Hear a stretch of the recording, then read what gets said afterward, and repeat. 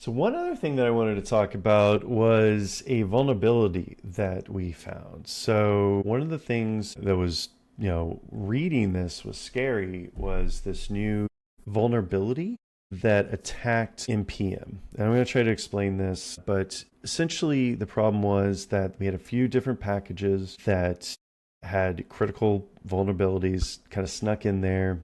PostHog, which is an observability tool, and a couple of other kind of supporting tools, had this critical error. We completely removed all the dependencies of this. We realized that, even the ones that we had on there, that it wasn't the proper, we had already gone past those versions. We're still going back to see if it ever was on any of those systems. Cameron's been working really hard on this. And really the reason why, and I'll try to explain how this works. So essentially, and what I did was create this nice little vulnerability. I use Google Gemini to create something to help explain this. So in product development and in any sort of development environment, most development environments, I should say, there's always some sort of reusable code packages. And in the JavaScript, TypeScript ecosystem, there is a store called NPM. It's called Node Package Manager. And essentially think of it as like a big Lego store.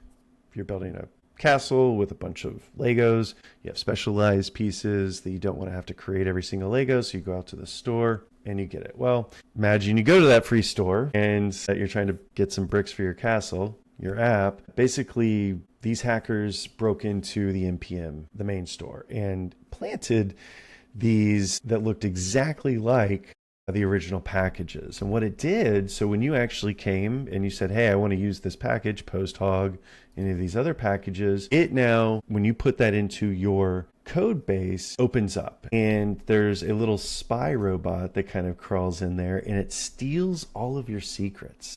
So it goes through there and it searches for all of your keys to everything you own, like your car, your cloud servers, everything. And it sends copies of these keys. But here's the thing is that so you don't go and change it. What it does is it then replaces it with keys that kind of look like yours. So maybe the first part or the last part looked the same, but the middle was all jumbled up.